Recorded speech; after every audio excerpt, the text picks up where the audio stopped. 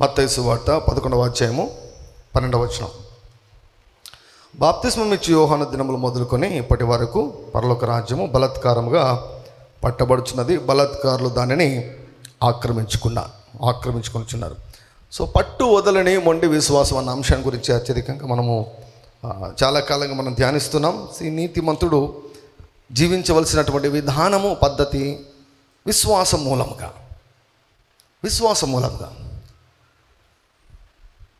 విశ్వాసమును గురించినటువంటి బోధ చాలా చాలా అవసరం. సరిపోయింది, ఇంకేం చేయదు, సరిపోయింది.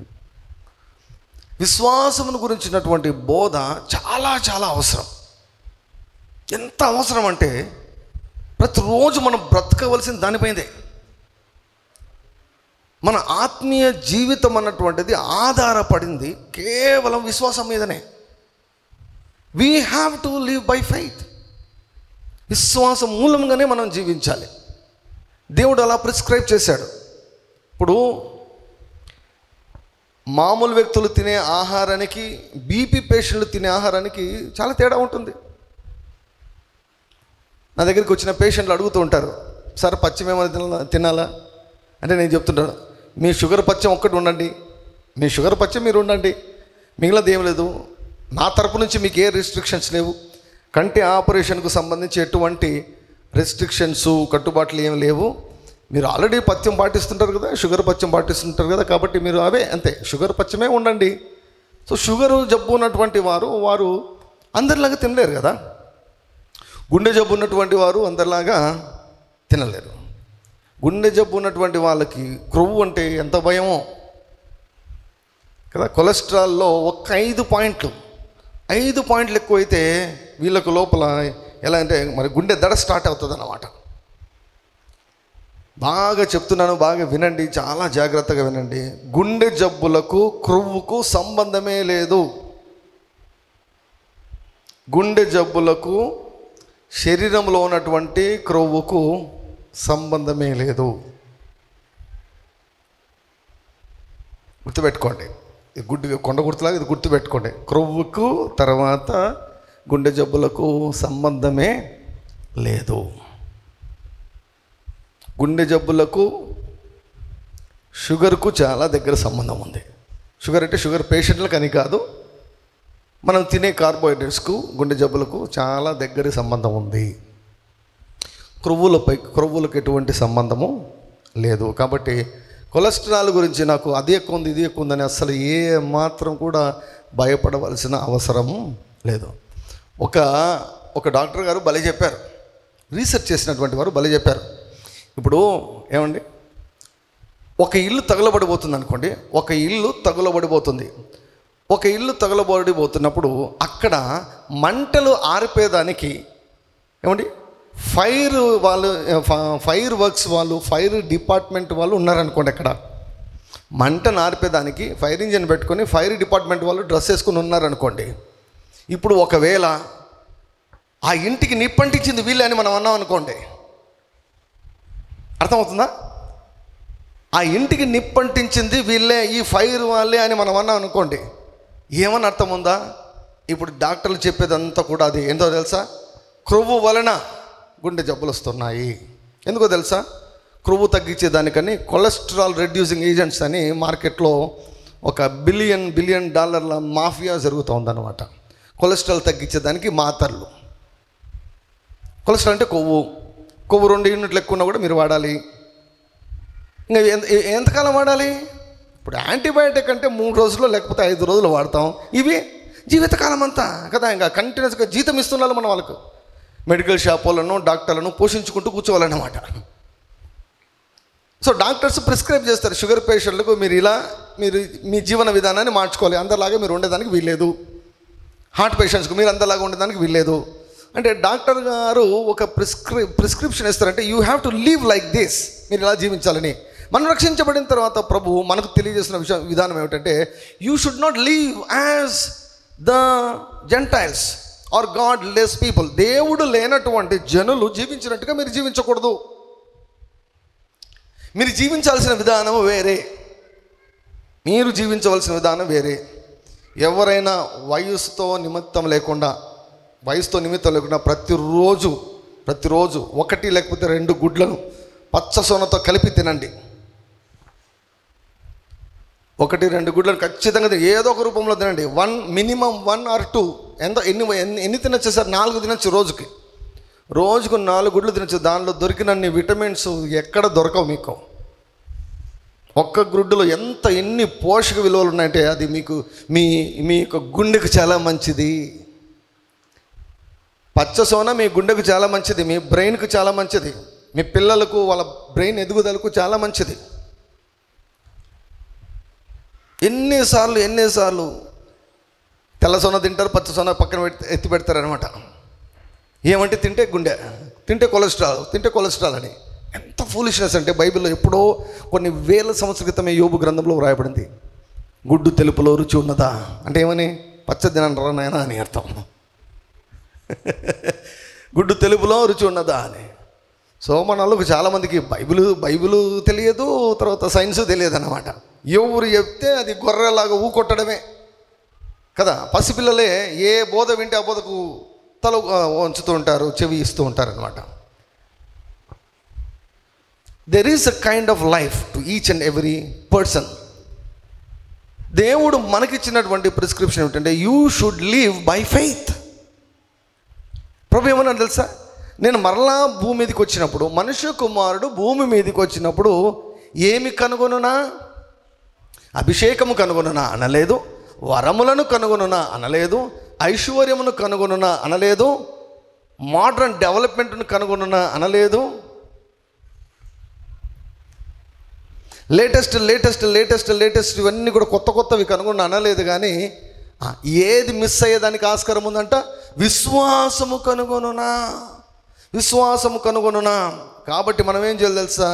అది పోకుండా చూసుకోవాలి. పౌలు గారు ఏమన్నారు? మంచి పోరాటం నేను పోరాడి తిని నా పరుగు తుదముట్టించి తిని ఏం కాపాడుకున్నాడంట? విశ్వాసం కాపాడుకున్నాడంట. We have to live by faith and we have to preserve our faith. విశ్వాసాన్ని మనం కాపాడుకోవాలి. విశ్వాసాన్ని కాపాడుకోకుంటే మనం ఎలా జీవిస్తాం? ఎలా జీవించగలము? నీతిమంతుడు విశ్వాసం మూలంగా జీవించాలి. నీతిమంతుడు తన విశ్వాసం మూలంగా జీవించాలి. కనుక ఇక్కడ రాబడిన మాట కూడా ఏమిటంటే బలత్కారులు పరలోక రాజ్యాన్ని ఆక్రమించుకుంటూ ఉన్నారంట. హల్లెలూయా. మనం ఎక్కడ కూర్చుంటే అక్కడికి ఆశీర్వాదాలు రావండి. మన వైపుగా మనము చేయవలసినవి కొన్ని ఉన్నాయి. మనము స్వాధీనం చేసుకోవాలి. దేవుడు ఇచ్చేశాడు, మనము స్వాధీనం చేసుకోవాలి.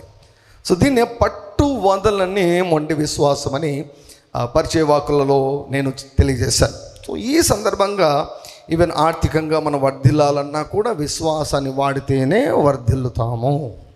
విశ్వాసాన్ని వాడకుంటే మనము వర్ధిల్లము. ఉదయకాలంలో మేము తాడిపత్రి పట్టణంలో ఆదివారం ఉదయకాల ఆరాధనలో మేము చూసాం 113వ కీర్తన. నేల మీద నుండి దరిద్రులను, పెంట కుప్ప మీద నుండి బీదలను పైకెత్తువాడు ఆయనే. అంటే బీదవారిని ఏం చేస్తాడంట? ఆయన పైకెత్తుతాడంట. దరిద్రులను ఏం చేస్తాడంట? దరిద్రులుగా ఉంచాడు. యేసయ్య దగ్గరికి వచ్చి ఇంకా సంవత్సరాలైనా కూడా వారి ఆర్థిక పరిస్థితుల్లో మార్పు లేదు అంటే something is wrong with them, or something is wrong with the church, or something is wrong with the teaching. యేసు ప్రభు దగ్గరికి వచ్చి బీదవాడుగా కొనసాగుతూ ఉంటే ఆ వ్యక్తిలో అయినా లోపం ఉండాలి, ఆ వ్యక్తి నాటబడినటువంటి చర్చిలో అయినా లోపం ఉండాలి, ఆ వ్యక్తి వినే బోధలో అయినా లోపం ఉండాలి. ఎందుకు? నేల మీద నుండి దరిద్రులను ఆయన ఏం చేస్తాడు? నేల మీద ఉంచాడు, పైకెత్తుతాడు. పైకెత్తడం అంటే ఏంటి? దరిద్రులను పైకెత్తడం అంటే ఏంటి? దరిద్రులను ఐశ్వర్యవంతులుగా చేస్తాడు. బీదలను పైకెత్తడం అంటే ఏంటి? బీదలను ఐశ్వర్యవంతులుగా చేస్తాడు. అప్పులున్న వారిని ఏం చేస్తాడు? పైకెత్తుతాడు. అప్పు ఇచ్చే స్థితికి తీసుకొని వస్తాడు. హల్లెలూయా. సో ఇటువంటి కార్యాలు జరుగుతుంటే that means you are in the right direction or you are in the right path. నీవు సరి అయిన మార్గంలో దేవునితో కూడా కలిసి నడుస్తున్నావని అర్థము. చాలామంది ఈ స్థాయికి వచ్చేదానికి చేత కాక పేదరికము దైవత్వం అని, దరిద్రత దీనత్వం అని ఆ రీతిగా రాజీపడినటువంటి జీవితాలు జీవిస్తూ ఉన్నారు. సో అందుకే దేవుని యొక్క వాక్య ప్రకారం ఏ రీతిగా మనం ఆర్థికంగా దీవించబడగలము అని అనేక సంగతులు చెబుతూ ఆ క్రమంలో మరి విత్తుట కోయుట గురించి చెబుతూ కోయుట కొరకైనటువంటి నియమాల గురించి మాట్లాడుతున్న సందర్భంలో దేవదూతల గురించి మనం మాట్లాడాం. దేవదూతల గురించి మనం ప్రస్తావించాం. దేవదూతల పరిచర్య. సో దేవదూతల పరిచర్య గురించి విస్తారంగా మనం ధ్యానించాం. ఈరోజు మరొక మాటను కూడా మీకు తెలియజేస్తాను. పోయిన వారం మీకు తెలియజేశాను. చూద్దామండి. నిర్గమకాండము 23వ అధ్యాయం. దేవుడు ఏ కార్యమైనా కూడా ఏమండి తన ఏజెంట్స్ అయినటువంటి దేవదూతల ద్వారా ఆయన చేస్తాడు. నిర్గమకాండము 23వ అధ్యాయము 20వ వచనం. నిర్గమకాండము 23వ అధ్యాయము 20వ వచనం. ఇదిగో త్రోవలో నిన్ను కాపాడి నేను సిద్ధపరిచిన చోటుకు నిన్ను రప్పించుటకు ఒక దూతను నీకు ముందుగా పంపుచున్నాను. ఆయన సన్నిధిని జాగ్రత్తగా ఉండి ఆయన మాట వినవలను. ఆయన కోపము రేపవద్దు. మీ అతిక్రమములను ఆయన పరిహరింపడు. నా నామము ఆయనకున్నది. అయితే నీవు ఆయన మాటను జాగ్రత్తగా విని నేను చెప్పినది యావత్తు చేసిన ఎడల నేను నీ శత్రువులకు శత్రువును, నీ విరోధులకు విరోధనై ఉందును. సో ఈ యొక్క వాక్యంలో ఒక భాగాన్ని చూసి నేను చూచి మీకు వివరించినట్టంటే, do not provoke your angel. దేవుని చేత నీ కొరకు నియమించబడినటువంటి దేవదూతకు కోపం తేవద్దు. చాలామందికి అసలు వారి పక్కన దేవదూత ఉన్నాడనే స్పృహనే ఉండదు, కాన్షియస్నెస్సే ఉండదు. సో కనుక ఏమి చేస్తే దేవదూతకు కోపం వస్తుందో, ఏమి చేయకుంటే మరి దేవదూత పని చేయలేడో, పని చేస్తాడో, కనుక ఈ సంగతులు తెలియకుంటే ఎంత నష్టపోయే వారంగా ఉంటున్నాం. చూడండి, 30 లక్షల మందిని నడిపించేదానికి దేవుడు మోషేని పంపించాడు. మోషేని పంపించేసి, ఆ మోషే ఇక నువ్వు నేను 30 లక్షల మంది అంతే అనలేదు. మిమ్మల్ని అందరినీ నడిపించేదానికి నేను ఒక దూతను మీకు ముందుగా పంపుచున్నాను. So God has assigned an angel to lead all these people to the promise land. వాగ్దాన దేశంలోనికి ప్రవేశపెట్టుటకు మోషే మరియు వీరందరికీ కూడా దేవుడు ఎవరిని నియమించాడు? దేవదూత నియమించాడు. మోషేకి చెప్తున్నా, మోషే నీ పైన దేవదూత ఉన్నాడు, దేవదూత నిన్ను నడిపిస్తాడు, నువ్వు జాగ్రత్తగా ఉండాలి, దేవదూత మాట వినాలి, ఆయనకు కోపం రేపవద్దు. Moses do not provoke your angel. నేను నీ కొరకు, మీ కొరకు, ఇశ్రాయేలీయుల కొరకు నియమించినటువంటి దేవదూతకు కోపం పుట్టింపవద్దు.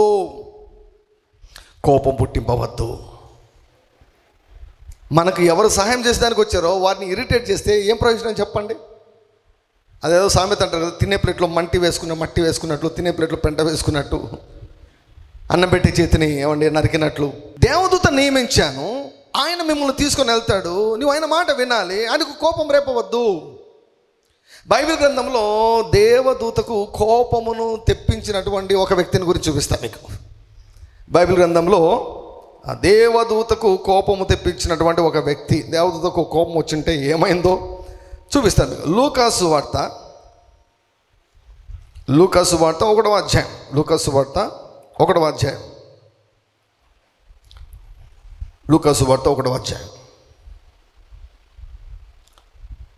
8వ వచనం చదువుతాను. లూకాసు వార్త 1వ అధ్యాయము 8వ వచనం. జకర్యా తన తరగతి క్రమము చొప్పున దేవుని ఎదుట యాజక ధర్మము జరిగించుచుండగా యాజక మర్యాద చొప్పున ప్రభు ఆలయంలోనికి వెళ్ళి ధూపము వేయుటకు అతని వంతు వచ్చెను. సో 5వ వచనం నుంచి చదువుతామండి. We will read from verse 5. 5వ వచనం నుంచి చదువుతాం. సో ఇంట్రడక్షన్ అక్కడ ఉంది, అక్కడ నుంచి చదువుతాం. యూదయ దేశపు రాజైన హేరోదు దినములలో అబియా తరగతిలోనున్న జకర్యా అను ఒక యాజకుడుండెను. అతని భార్య అహరోను కుమార్తెలలో ఒకతే, ఆమె పేరు ఎలిజబెత్. వీరిద్దరూ ప్రభువు యొక్క సకలమైన ఆజ్ఞల చొప్పునను న్యాయ విధుల చొప్పునను నిరపరాధులుగా నడుచుకొనుచు దేవుని దృష్టికి నీతిమంతులై ఉండరి. ఎలిజబెత్ గొడ్రాలైనందున వారికి పిల్లలు లేకపోయిరి, మరియు వారిద్దరూ బహుకాలం గడిచిన వృద్ధులైరి. ఇక్కడ జకరియా గారు, తర్వాత ఎలిజబెత్ అహరోను యొక్క వంశావళికి సంబంధించినది. తర్వాత జకరియాను ఒక యాజకుడు, ఒక పాస్టర్ అన్నమాట. మన భాషలో చెప్పాలంటే ఒక పాస్టర్, ఒక యాజకుడు. జకర్యా అన్నటువంటి ఒక యాజకుడు. వీరిద్దరి గురించి పరిశుద్ధాత్మ దేవుడు ఇస్తున్నటువంటి సాక్ష్యం ఏమిటంటే, వీరిద్దరు కూడా ప్రభు యొక్క సకలమైన ఆజ్ఞల చొప్పున న్యాయ విధుల చొప్పున నిరపరాధులుగా నడుచుకునొచ్చు దేవుని దృష్టికి నీతిమంతులై ఉండరు. హల్లెలూయా, హల్లెలూయా. ఎంత మంచి సర్టిఫికేట్ అండి, ఎంత మంచిగా ఉన్నారు చూడండి. దేవుడు సర్టిఫికేట్ ఇస్తున్నాడు, మనుషుడు కాదు.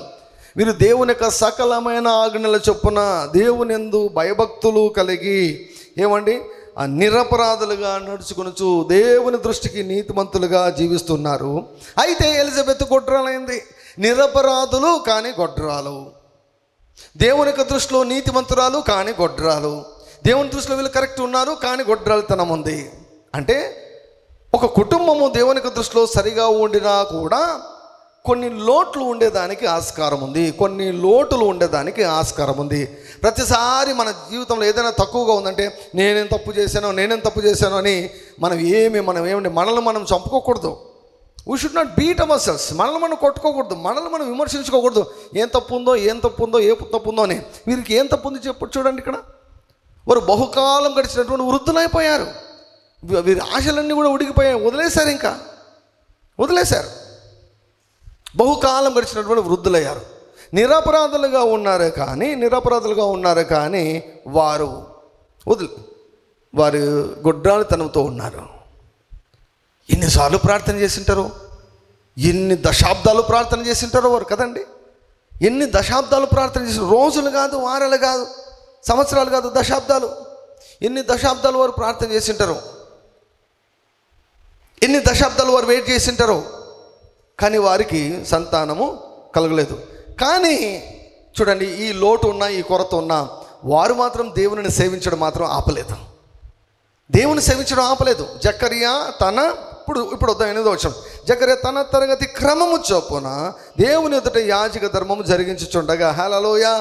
ఎన్ని ఉన్నా లేకున్నా, ఏవైనా ఆశీర్వాదాలు ఉన్నా లేకున్నా, మనం కోరుకున్నవి వచ్చినా రాకున్నా, జరిగినా జరగకున్నా, ఒకటి మాత్రం మనం ఆపకూడదు. ఏమిటంటే దేవునిని స్తుతించడం మనము ఆపకూడదు.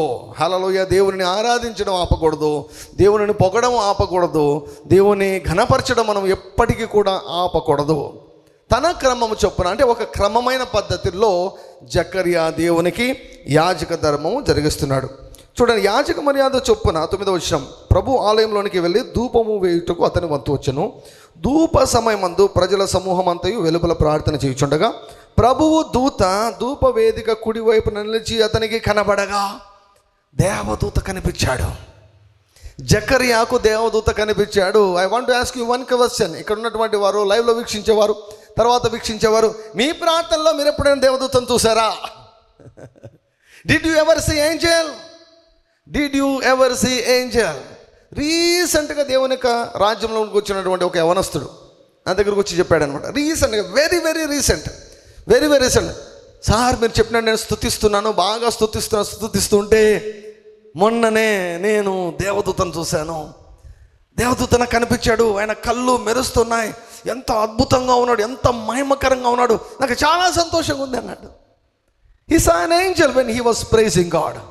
జకర్యా దేవునికి ధూపం వేయుచుండగా, ఆరాధిస్తుండగా దేవదూత కనిపించాడు, ప్రభువు దూత కనిపించాడు, ఏంజెల్ వచ్చేసాడు. ఈ వాక్య ప్రకారము ఈ వాక్యం వింటున్నటువంటి మీ జీవితాల్లో కూడా మీరు దేవదూతలతో మీరు దర్శనములను పొందుకొందురుగాక, దేవదూతలు మిమ్మల్ని దర్శించుదురుగాక. May the angels from the presence of God visit you in this week in the name of Jesus. ఈ వారములో ఈ వాక్యము యేసుక్రీస్తు వారి నామములో నెరవేర్చబడునుగాక. అలా అనుభవాలు ఎవరికి అనుభవాలు? జబర్దస్త్ చూసుకునే వాళ్ళు కాదు ఈ అనుభవాలు, సీరియల్ చూసుకునే వాళ్ళు కాదు ఈ అనుభవాలు, సినిమాలు చూసుకునే వాళ్ళు కాదు ఈ అనుభవాలు, సోషల్ మీడియాలో ఏమంటే స్విమ్మింగ్ చేస్తున్నటువంటి వారి కొరకు కాదు ఈ అనుభవాలు, ప్రార్థించే వారికి ఈ అనుభవాలు. దేవుని యొక్క సన్నిధిలో నిరపరాధులుగా నడుచుకుంటూ దేవుని పైన ఆశ పెట్టుకొని ఏమి ఉన్నా ఏమి లేకున్నా కూడా ఇది మాత్రం మానం, స్తుతించడం మానం, ఆరాధించడం మానను, దేవుని పొగడడం మానం, దేవునితో సమయం గడపడం మానను అని ఎవరైతే సమర్పించుకొని క్రమముగా కన్సిస్టెంట్గా స్థిరంగా దేవుని యొక్క సన్నిధిలో గడుపుతారో వారి కొరకు దేవుడు ఇటువంటి అనుభవాలను దేవుడు దాచి ఉంచాడు. May the God of heaven send forth his angel to visit you in this week. ఈ వారంలో ఇటువంటి దేవదూతల యొక్క దర్శనమును మీరు పొందుకొందురుగాక. ఆమేన్. When angel comes, ఏదో అలా కనిపించి అలా మెరిసిపోయి ఏమండి నీకేదో కొంచెం అలా నిన్ను కొంచెం ఎమోషన్కు గురి చేసి ఎగ్జైట్ చేసేసి పోయేదానికి కాదు దేవదూతలు ఉండేది. When they come with a purpose, when they appear they will appear with a purpose. మీకు కనిపించారు దేవదూతలు కనిపించారంటే వారికి ఒక ఉద్దేశం ఉంటుంది.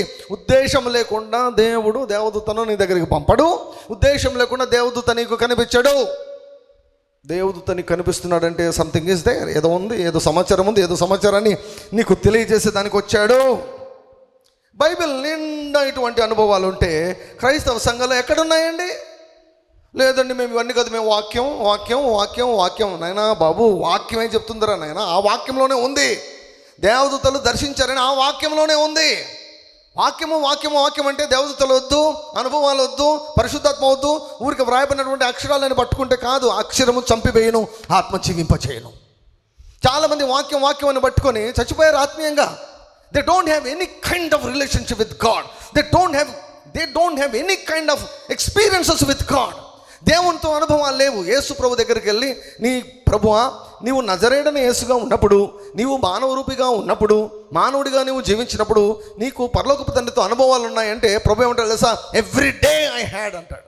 ప్రతిరోజు నాకు అనుభవాలు ఉన్నాయంట. ప్రతిరోజు తండ్రిని చూస్తా, ప్రతిరోజు తండ్రి స్వరాన్ని వింటా, ప్రతిరోజు తండ్రి నాకు నేర్పిస్తాడు, ప్రతిరోజు ప్రార్థనలో నేను తండ్రిని చూస్తా, తండ్రి నన్ను చూస్తాడు, మేము సహవాసాన్ని మేము కలిగి ఉంటాం అంటాడు ప్రభు. What about your prayer life now? నీ ప్రార్థన వాక్యం వాక్యం వాక్యం ఉంటే చాలు, వాక్యం ఉంటే చాలు, వాక్యం ఉంటే చాలు అంటారు. జకర్యాకు దేవదూత కనిపించాడు. He appeared with a purpose. ఒక ఉద్దేశంతో దేవదూత కనిపించాడు. దేవదూత కనపడగా జకర్యా అతన్ని చూచి తొందరపడి భయపడిన వాడాయను. భయపడ్డాడు. దేవదూతలు గంభీరంగా ఉంటారండి. దేవదూతలు కొన్నిసార్లు మనుషుల్లాగానే వస్తారు, కొన్నిసార్లు మరి గంభీరంగా ఉంటారు. భయపడ్డాడు. అప్పుడు ఆ దూత అతనితో, జకర్యా భయపడకము, నీ ప్రార్థన వినబడినది, నీ భార్య అయిన ఎలిజబెతు నీకు కుమారుని కనును, అతనికి యోహానను పేరు పెట్టుదువు. హల్లెలూయా. ఎప్పుడో ప్రార్థన చేశాడు, వదిలేశాడు కూడా. బహుకాలం గడిచినటువంటి వృద్ధులయ్యారంటే ఏమిటి? ఆమె గర్భం ఉడిగిపోయింది, ఈయనకు సామర్థ్యం పోయింది, అన్నీ పోయాయి, ముసలివారు అయిపోయారు, వృద్ధాప్యంలోనికి వచ్చారు, వదిలేశారు. ఇప్పుడు దేవదూత వచ్చి ఏమంటుంది తెలుసా? నీ ప్రార్థన వినబడినది. అంటే కొన్ని దశాబ్దాలు నువ్వు దేని కొరకు ప్రార్థన చేశావో, సంతానం కావాలని ప్రార్థన చేశావో. ఎంతమంది ఎన్ని ప్రశ్నలు వేసింటారో కదా జకర్యాకు. మీరు అసలు దేవుని సేవకులేనా? అసలు దేవునితో మీకు సరైన సంబంధం ఉందా? మీరు వేషధారులేమో అని ఎంతమంది అని అంటారో, ఎంతమంది విమర్శించి ఉంటారో. ఎందుకు? సంతానమే లేదే మీకు, సంతానమే లేదే కదా. కాబట్టి దేవుని దృష్టిలో మీరు ఏ పాపం చేశారో, ఏ పాపాలు మీరు మూట కట్టుకున్నారో అని ఎన్ని రకాల విమర్శలు, అవమానాలు, తిరస్కారాలు, తృణీకారము, సిగ్గు, డిస్గ్రేస్, ఇవన్నీ కూడా ఎన్ని అనుభవించారో వదిలేశారు. కానీ దేవదూత వచ్చి ఇప్పుడు ఏమంటుంది తెలుసా? నీ ప్రార్థన వినబడినది. సో పరలోకం నుంచి ఏమంటే కొరియర్ సర్వీస్ లాగా అనమాట. పరలోకం నుంచి పోస్ట్ మ్యాన్ లాగా దేవదూత వచ్చి సమాచారం తీసుకుని వచ్చి, నీ ప్రార్థన వినబడినది, నీ భార్య అయిన ఎలిజబెతు నీకు కుమారుని కనును. హల్లెలూయా. జెండర్ కూడా చెప్పేశాడు. జెండర్ కూడా ఇప్పుడు మన ఊర్లలో అయితే జెండర్ చెప్పడం నేరం కదా, నేరం. సో ఆడపాపన మగబిడ్డనా అని ఎవరైనా డాక్టర్ చెప్పారంటే అది పెద్ద నేరం ఇప్పుడు. కానీ దేవదూత పరలోకం దృష్టిలో అది నేరమేం కాదు. దేవదూత చెప్పేశాడు. చాలాసార్లు గుర్తుపెట్టుకుని, చాలాసార్లు దేవదూత కనిపించాడు అంటే కుమారుడే ఉంటాడు.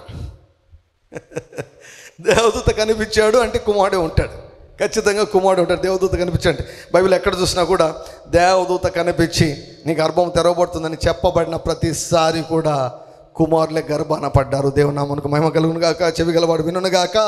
హల్లెలూయా, హల్లెలూయా, హల్లెలూయా, హల్లెలూయా, హల్లెలూయా. సో నీ భార్య అయిన ఎలిజబెతు నీకు కుమారుని కనును, అతనికి యోహానను పేరు పెట్టుదువు. కొడుకో కూతురో చెప్తున్నాడు. తర్వాత పేరు కూడా ఏ పేరు పెడతావో చెప్తున్నాడు. పేరు కూడా దేవదూత చెప్తున్నాడు. దేవదూత మాట్లాడుతున్నాడండి.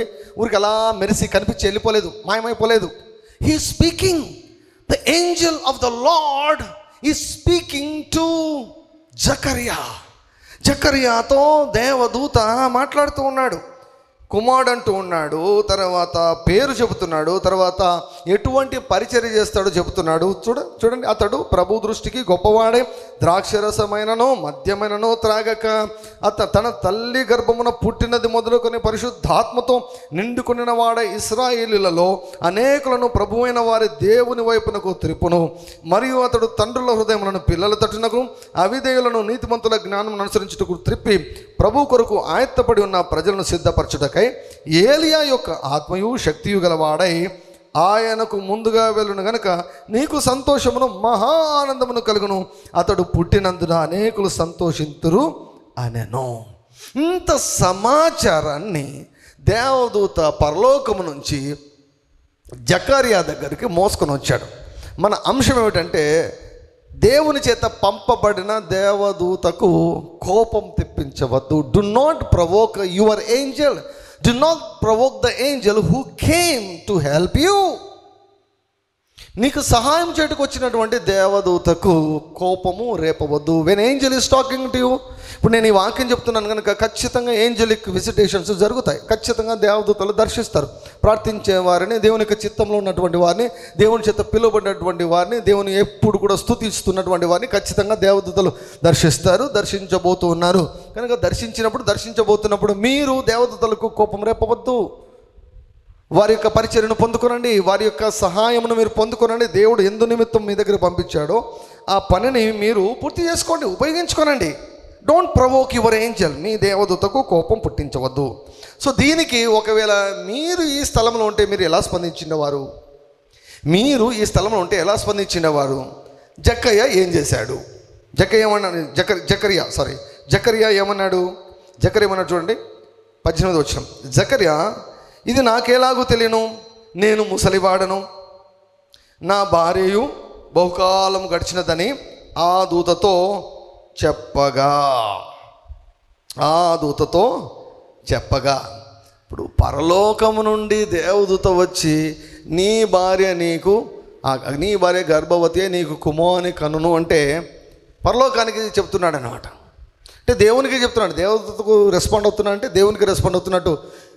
మీకు తెలియదు మా ప్రాబ్లము, దేవదూత గారు మీకు తెలియదు మా ప్రాబ్లము, మాకు ఇక్కడ ఏం అవకాశం ఉంది? మాకు అవకాశం లేదు, ఇక అవకాశం అయిపోయింది. మా డాక్టర్లు చెప్పారు, అన్నీ చేశారు, అన్ని ప్రయత్నాలు చేశాం, ఐవీఎఫ్లు చేశారు, అన్నీ చేశారు, ఇక వర్కౌట్ కాదన్నారు, వదిలేసాం. అరే బాబు జకర్యా, నువ్వు వదిలేసావనే కదా నీ దగ్గరికి వచ్చింది. జకర్యా అంగీకరించలేకుండా ఉన్నాడు. దేని కొరకు ప్రార్థన చేశాడో ఆ ప్రార్థనకు జవాబు వస్తున్నప్పుడు ఆ ప్రార్థనను అంగీకరించలేకుండా ఎదురు మాట్లాడుతున్నాడు. అప్పుడు చూడండి 19వ వచనము. దూత, నేను దేవుని సముఖమందు నిలుచు గబ్రియేలును, నీతో మాట్లాడుటకు ఈ సువర్తమానము నీకు తెలుపుటకు పంపబడితిని, మరియు నా మాటలు వాటి కాలమందు నెరవేరును, నీవు వాటిని నమ్మలేదు గనుక. ఏం చేశాడు జకర్యా? దేవదూత కనిపించి చెబితే నమ్మలేదు. ఎవరైనా పాస్టర్, మళ్ళీ యాజకుడు దివారాత్రము దేవుని పనిలో నిమగ్నమై ఉంటాడు, దేవుని పనిలో మునిగి ఉంటాడు, నిరపరాధి, దేవుని దృష్టిలో నిరపరాధి, కానీ నమ్మలేదు. దేవుని దృష్టిలో నీతిమంతుడు, కానీ నమ్మలేదు.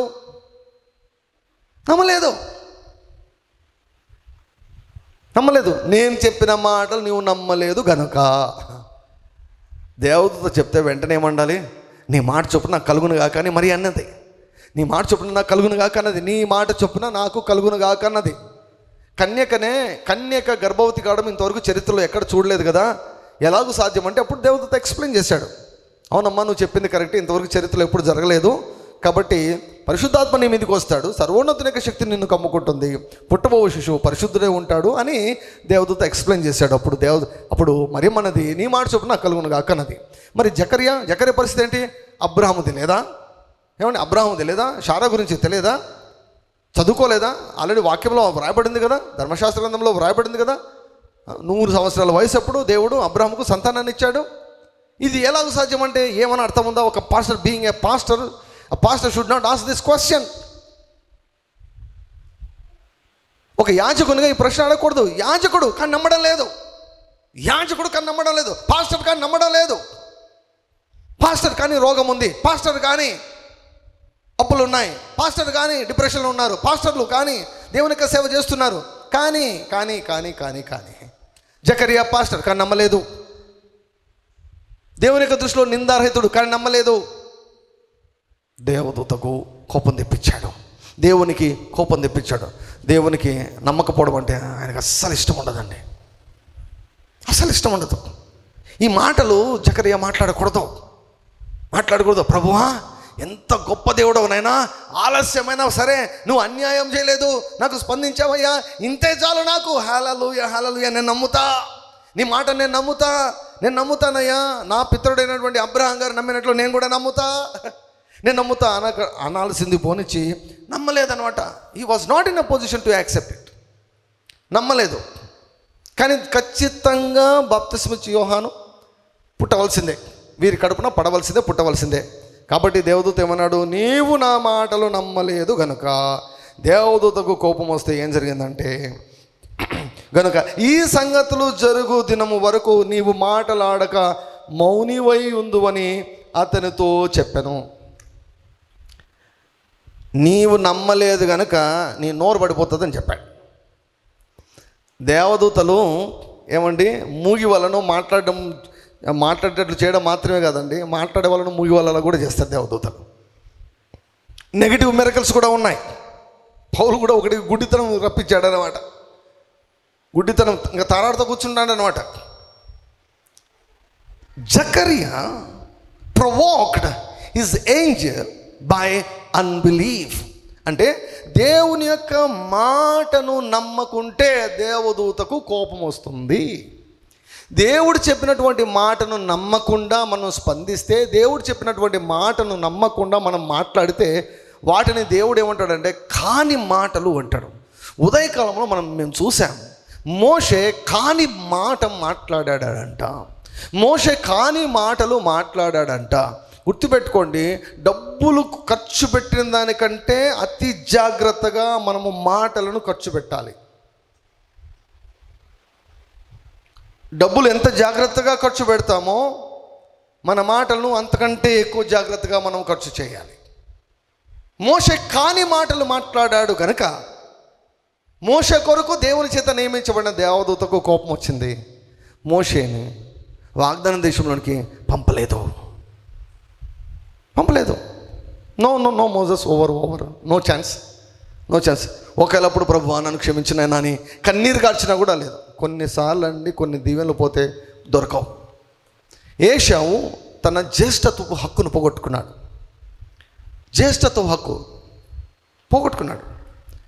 ఆ జ్యేష్ఠత్వ హక్కు కావాలని, ఆ పొజిషన్ మరలా కావాలని కన్నీరు విడిచాడంట. కన్నీటి స్పెషలిస్టులకు చెప్తున్నాను. ఏశావు కన్నీరు విడిచాడంట, జాగ్రత్తగా ప్రార్థన చేశాడంట, ఆసక్తితో ప్రార్థన చేశాడంట, కానీ దొరకలేదు.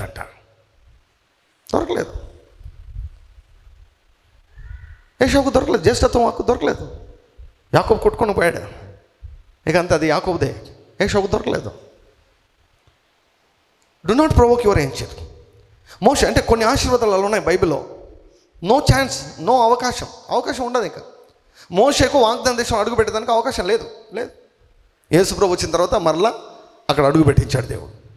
దూరం నుంచి చూడు అన్నాడు. పిస్గా కొండ పై నుంచి, పర్వతం మీద నుంచి దూరం నుంచి చూడు అన్నాడు. చూడు అంతే, నువ్వు అక్కడ పోయేదానికి వీల్లేదన్నాడు. ఎందుకంటే కాని మాటలు మాట్లాడావు మోషే. ముఖాముఖిగా దేవునితో అనుభవాలు కలిగినటువంటి వ్యక్తి, భూమి మీద అత్యంత సాత్వికుడైనటువంటి వ్యక్తి, ప్రవక్తలకే ప్రవక్త అయినటువంటి వ్యక్తి, దర్శనాలు కలిగినటువంటి వ్యక్తి, ఐగుప్తు దేశాన్ని గజ వణికించినటువంటి వ్యక్తి, ఫరోను అతని సైన్యం ఎర్ర సముద్రంలో ముంచివేయబట్టంలో వాడబడినటువంటి బహుగనుడైనటువంటి మోషే గారు ఎందుకు వాగ్దానాన్ని స్వతంత్రించుకోలేకపోయారు అంటే కాని మాటలు మాట్లాడడము వలన. నా జీవితంలో ఈ వాగ్దానం ఎందుకు నెరవేర్చబడడం లేదు? అనవసరమైనటువంటి మాటలు మాట్లాడడం వలన. మాటల గురించి చాలా చాలా చాలా చాలా చాలా జాగ్రత్తగా ఉండాలి. మోషేను కనానులోనికి పంపకుండా అడ్డుపడింది మోషే మాట్లాడినటువంటి మాటలే. అంటే మోషే నోటి నుంచి వచ్చిన మాటలు ఆయననే బంధించేశాయి, ఆయననే ఆపేశాయి. Let the words that you speak work for you. నీ మాటలు నీ కొరకు పనిచేసేటట్లుగా మాట్లాడు. నీకు వ్యతిరేకంగా నువ్వు మాట్లాడుకోవద్దు. ఇంకా స్పష్టంగా చెప్పాలంటే నీకు ఏది కావాలో దాన్ని మాట్లాడు, ఏది వద్దో దాన్ని మాట్లాడద్దు. ఏది కావాలో దానిని మాట్లాడు. You speak what you want, you don't speak what you don't want. నీకు ఏది వద్దనుకుంటావో దాన్ని మాట్లాడద్దు, ఏది కావాలనుకుంటావో అది మాట్లాడు. ప్రసంగి గ్రంథము 5వ అధ్యాయం. ప్రసంగి గ్రంథం 5వ అధ్యాయం. మహాజ్ఞాని అయినటువంటి సొలొమోను గారు రాసినటువంటి భాగం. మహాజ్ఞాని 5వ అధ్యాయం. ప్రసంగి గ్రంథం 5వ అధ్యాయం 1వ వచనం నుంచి, నీవు దేవుని మందిరమునకు పోవునప్పుడు నీ ప్రవర్తన జాగ్రత్తగా చూచుకునము. బుద్ధిహీనులు అర్పించినట్లుగా బలి అర్పించుట కంటే సమీపించి ఆలకించుట శ్రేష్టము. వారు తెలియకయే దుర్మార్గపు పనులు చేదురు. నీవు దేవుని సన్నిధిని అనాలోచితముగా పలుకుటకు నీ హృదయమును త్వరపడనేక నీ నోటిని కాచుకోము. In the presence of God you should be very careful what you speak. దేవుని యొక్క సన్నిధిలో నువ్వు ఏం మాట్లాడుతావో చాలా జాగ్రత్తగా ఉండాలి. మనం మాట్లాడే ప్రతి మాట దేవుని యొక్క సన్నిధిలో రికార్డ్ అవుతూ ఉంటుంది. ఇప్పుడు ఎవరైనా మీకు ఫోన్ చేశారనుకోండి, మీరు మాట్లాడే సంభాషణ వాళ్ళు రికార్డ్ చేస్తున్నారని మీకు డౌట్ వచ్చిందనుకోండి, అప్పుడు ఎలా మాట్లాడతారు?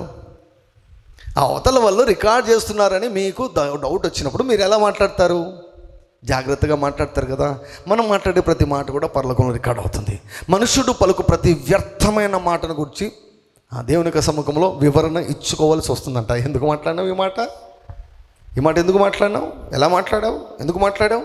So we need to be very careful. అందుకే అనాలోచితంగా మనము పలకకూడదు. దేవుడు ఆకాశమందున్నాడు, నీవు భూమి మీద ఉన్నావు, కావున నీ మాటలు కొద్దిగా ఉండవలను. You should be a person of few words. తక్కువ మాట్లాడే వ్యక్తిగా నీవు ఉండాలి. మీ కాంటాక్ట్ లిస్ట్లో ఉంటారన్న ఓర మాట్లాడుతున్న వాళ్ళు ఎప్పుడు మాట్లాడుతూనే ఉంటారు, విస్తారంగా మాట్లాడుతుంటారు, లోడ మాట్లాడుతుంటారు అనమాట. విస్తారమైన మాటలు దోషం ఉండక మానదు. That is not a good thing, that is not a good habit. You should be a person with few words. తక్కువ మాట్లాడాలి. కావున నీ మాటలు కొద్దిగా ఉండవలను. విస్తారమైన పనిపాట్ల వల్ల స్వప్నం పుట్టును. పెక్కు మాటలు పలుకువాడు బుద్ధిహీనుడగను. ఓవర్గా మాట్లాడేవారు, నోటికి అడ్డు అదుపు లేకుండా మాట్లాడేవారు ఏమవుతారంటే చివరికి బుద్ధిహీనులు అవుతారు. నీవు దేవునికి మొక్కుబడి చేసుకున్నట్టు దాన్ని చెల్లించుటకు ఆలస్యము చేయకము. బుద్ధిహీనులు ఏందో ఆయనకి ఇష్టం లేదు. నీవు మొక్కుకున్న దాన్ని చెల్లించుము. నీవు మొక్కుని చెల్లింపకుండుట కంటే మొక్కుకొనకుండుటే మేలు. నీ దేహమునకు శిక్ష లోపరిచినంత పని నీ నోటి వలన జరగనీయకము. అది పొరపాటు చేత జరగనని దూత ఎదుట చెప్పకము. దేవదూత ఎదుట చెప్పకము. నీ మాటల వలన దేవునికి కోపము పుట్టించి నీవేళ నీ కష్టమును వ్యర్థపరచుకొనదవు. మాటల వలన దేవునికి కోపం పుడుతుంది. మాటల వలన దేవదూతకు కోపం పుడుతుంది. By your words there is a danger that you can provoke the angel that has been assigned for you. నీ కొరకు, నీకు సహాయం చేయుట కొరకు దేవుని చేత నియమించబడిన పంపబడిన దేవదూతను నీవు ఇరిటేట్ చేసేదానికి ఆస్కారం ఉంది. దేని ద్వారా తెలుసా? వ్యర్థమైన మాటల వలన, అవిశ్వాసపు మాటల వలన. అంటే ఇప్పుడు దేవదూతకు కోపం వచ్చింది అంటే మరి దేవదూతకు కోపం రాకుండా సంతోషం ఎప్పుడవుతుంది? విశ్వాసపు మాటలు మాట్లాడితే. కొంతమంది నెగిటివ్ మాట్లాడరు, పాజిటివ్ మాట్లాడరు, న్యూట్రల్ ఉంటే బాగుంటుంది అనుకుంటారు. అప్పుడు నువ్వు న్యూట్రల్గా ఉంటే దేవదూతలు కూడా న్యూట్రల్గా ఉండిపోతారు. అంతే, వాళ్ళు ఏం చేయరు, వాళ్ళు కామ్గా ఉండిపోతారు. Angels will be activated by faith. విశ్వాసము అంటే పరలోకం దృష్టిలో ఎంతో విలువైనది. మన దృష్టిలో బంగారు చాలా విలువైంది, కానీ పరలోకం దృష్టిలో విశ్వాసము సువర్ణము కంటే అమూల్యమైనటువంటిదని దేవుని యొక్క వాక్యం సెలవిస్తూ ఉంది. హల్లెలూయా. దేవుని చేత పంపబడినటువంటి దేవదూతను మనము ఇరిటేట్ చేయకూడదు, ఆయనకు కోపం పుట్టించకూడదు.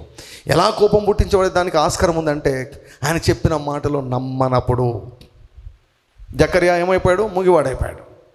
ఎంతవరకు? ఈ సంగతులు జరిగేంత వరకు అన్నాడు. సో ఎలిజబెత్ మరి గర్భం ధరించి తర్వాత కన్న తర్వాత అప్పుడు అందరూ వచ్చి అడిగారు, ఏం పేరు పెట్టాలి, ఏం పేరు పెట్టాలంటే అందరూ జకరియా జకరియా జకరియా అన్నారు. ఏం పేరు పెట్టాలంటే జకరియా పలక తీసుకొని రా అని చెప్పాడు. పలక తీసుకొని వస్తే యోహాను అని రాశాడు. ఎప్పుడైతే దేవుడు చెప్పిన మాటకు అక్కడ లోబడ్డాడో, నమ్మాడో, అప్పుడు నాలుక సడలించబడిన తర్వాత తిక్క మాటలు మాట్లాడలేదు. ఏం చేశాడు తెలుసా? స్తుతించసాగాను అంట. హల్లెలూయా. ఒక వాక్యం చూపించి ముగిస్తాను. ఒకసారి చూద్దాం లూకా సువార్త. Thank you Lord Jesus. Thank you Lord Jesus. లూకా సువార్త 1వ అధ్యాయము. లూకా సువార్త 1వ అధ్యాయము.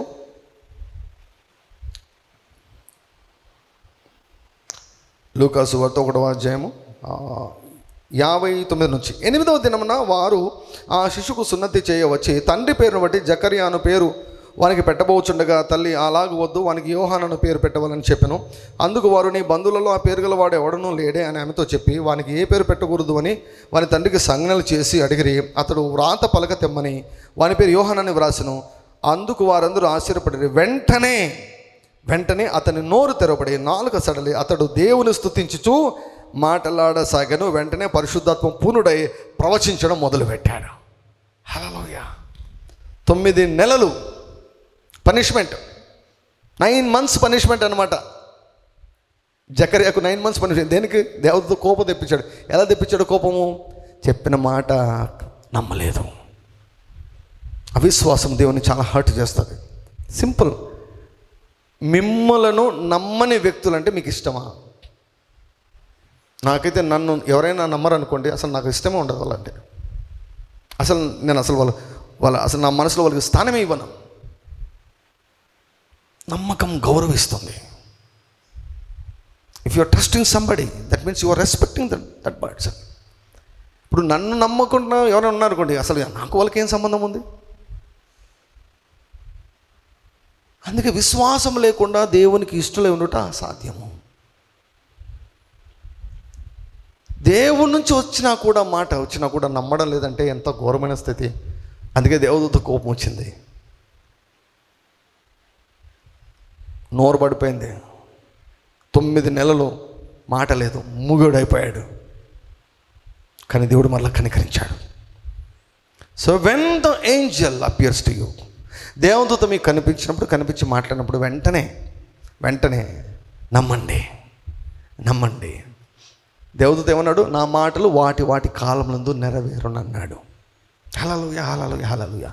ఈ వారంలో దేవుడు తన దేవదూతలను మీ కొరకు ఆయన నియమించి మిమ్మల్ని దర్శించినట్లు దేవుడు పంపించును గాక. హల్లెలూయా. దశాబ్దాలుగా ఎదురు చూసినటువంటి అద్భుతం ఇక్కడ జరిగిపోయింది. బాప్తిస్మిచ్చే యోహాను తన గురించి చెప్పబడినటువంటి ప్రతి మాటను ఆయన నెరవేర్చారు. ప్రభువుకు ముందుగా నడిచినటువంటి ప్రవక్తగా చరిత్రలో నిలిచిపోయాడు. దేవుని నామమునకు మహిమ కలుగును గాక. హల్లెలూయా. దేవదూతల దర్శనాన్ని మీరందరూ కూడా యేసుక్రీస్తు వారి నామములో పొందుకుందురుగాక.